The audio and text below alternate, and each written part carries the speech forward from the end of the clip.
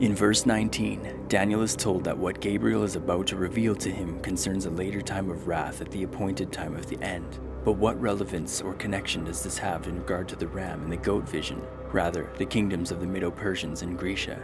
This particular prophecy was fulfilled before Christ and does not concern the appointed time of the end.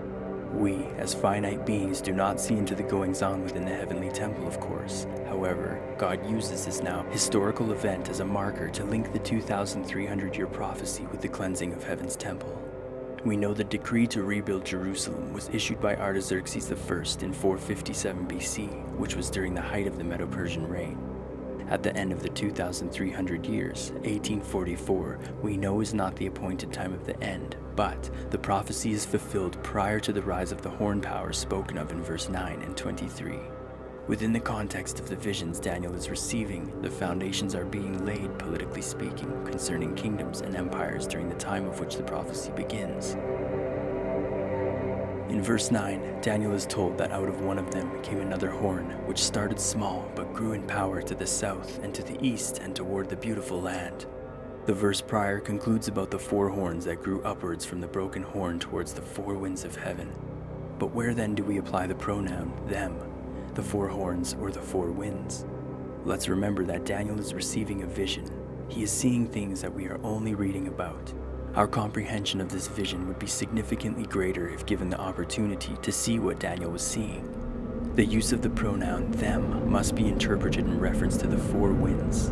First and foremost, this vision is concerning a time of wrath at the appointed time of the end, period. This is the second vision Daniel receives after the goat and the ram.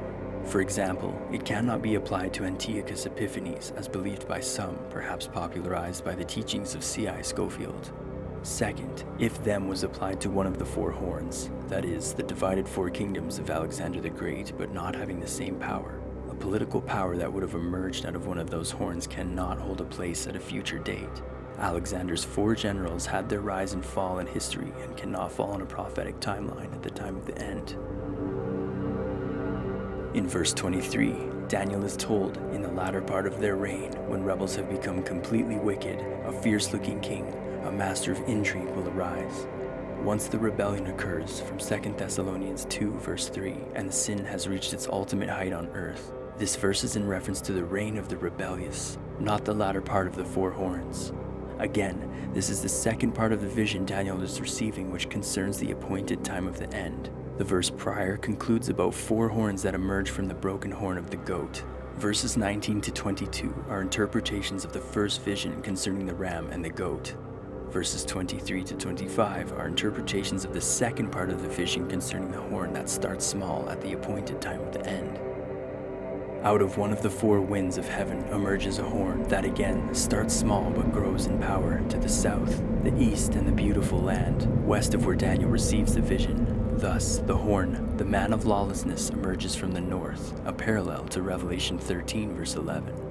It is worth noting that in ancient times, the direction north was used in correlation to powerful nations of whom brought about destruction. In other words, the man of lawlessness, Lucifer himself, will simply appear out of nowhere, in the sense that he doesn't arise within or from a known political or religious entity, but rather appears at the fifth trumpet, claiming to be God Almighty amidst a time of wrath during great tribulation on earth. In verse 10, Daniel is told that it grew until it reached the hosts of the heavens, meaning it rose to a stature of God in the highest place, and it threw some of the starry host down to earth and trampled on them, meaning it placed itself as God above all gods and abolished existing religious systems. When Lucifer appears on earth at the fifth trumpet, he performs great miracles and wonders, setting himself up in the place of God, proclaiming to be God. The whole world will be amazed and accept the powerful delusion that he is who he says he is, as he collectively and deceitfully shifts political and religious entities on earth until he has absolute control. The starry host refer to idols and gods worshipped by other belief systems and religions in the world, pagan gods so to speak, whereby all religious systems of the world will be deceived and ultimately succumb to his authority.